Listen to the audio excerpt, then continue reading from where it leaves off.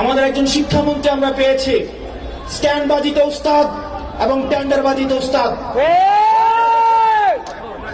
Camera স্ট্যান্ডবাজি, পিয়ার স্ট্যান্ড। মাননীয় শিক্ষামন্ত্রী সব জায়গায় গিয়ে বলে নকল আর চলবে না। 2026-এর শিক্ষার্থীরা আপনাদেরকে দেখিয়ে দিচ্ছে এই স্ট্যান্ডবাজি আর বাংলাদেশে চলবে না।